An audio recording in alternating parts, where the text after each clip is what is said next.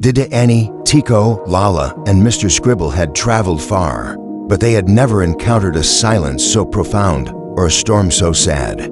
These weren't snowflakes falling. These were the ashes of forgotten stories, burnt pages, glowing briefly with the last whisper of a happy ending before dissolving to dust. Loss wasn't just in the air, it was the air. They had arrived at the Library of Unwritten Ends. Everywhere they looked, towering shelves rose into the dark, holding the shells of countless tales. But every spine was broken, every story incomplete. Final words hung mid-air, dissolving sentences that never knew closure. This wasn't a place of finished chapters, but a graveyard of beautiful decay. Then, Tiko noticed it, a faint line of golden ink, pulsing through the gloom like a fading heartbeat. It was a trail, a fragile thread of hope leading toward the very center of the crumbling library. They knew, with a quiet dread, that the thing responsible for this widespread loss waited at the end of that glowing path. And there he was, cloaked, silent, standing before a churning pit of pure darkness, a void that swallowed light and sound.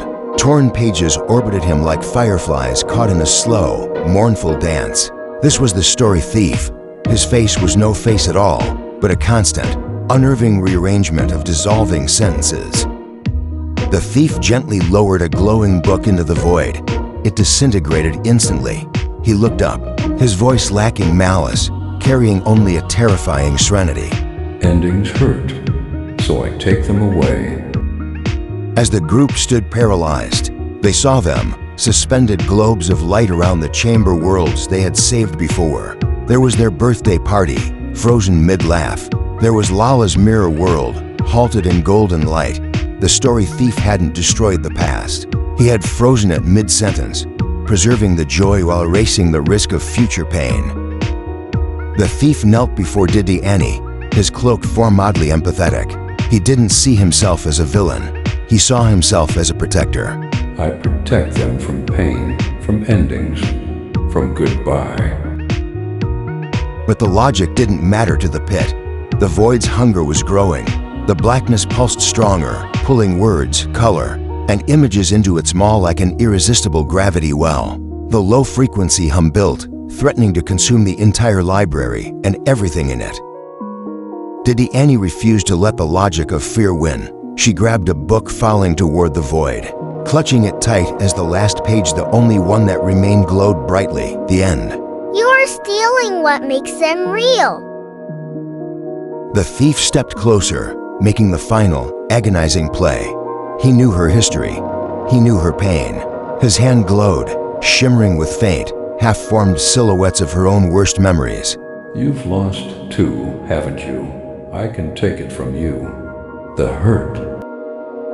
As his tempting voice washed over her own past materialized around her, the vision of a broken portal, a falling friend, her younger self crying over a ruined sketchbook. The pain he spoke of wasn't abstract, it was her life. He was offering the erasure of sorrow, the blank slate she sometimes wished for. But Didiani wasn't alone. Mr.Scribble stepped forward, cutting through the temptation with a single, crucial question. Scribbles. If you erase pain, what's left of the story? The thief didn't answer. The conversation was over. The void erupted, a screaming black and gold tornado, pulling everything toward it. The storm of dissolving pages intensified into a frenzy of chaos and destruction. Didiani clutched the single, complete book to her chest, standing firm against the beautiful nightmare.